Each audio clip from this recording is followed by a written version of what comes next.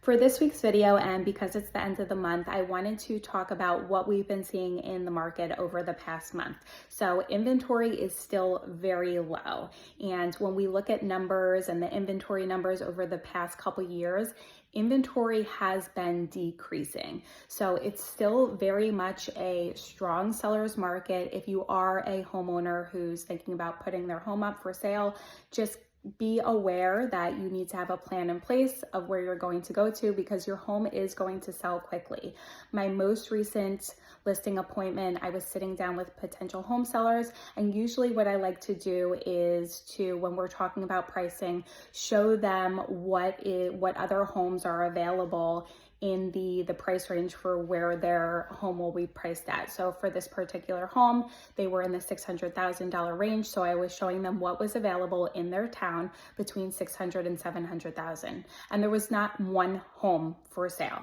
So for somebody in that price range that was listing their home that day, you would have absolutely no competition in town within that price range. So it's still a great market for sellers, for buyers. It's still a very competitive market. I do have prior videos with tips and tricks of how to be more successful or better chances at getting your offer accepted in today's market. I did want to remind you that the agent who you use to represent you in your purchase does have a huge impact in your success in this market.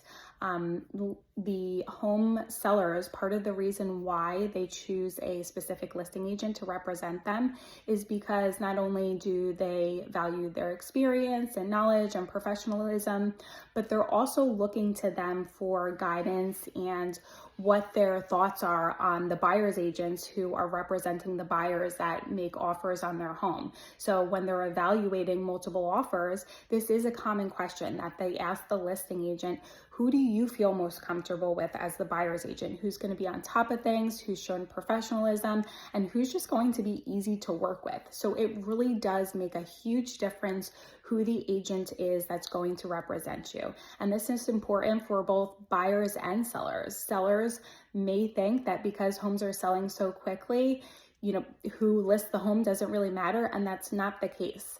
To get the most exposure and the highest price, you still need to price your home correctly and have the right marketing in place.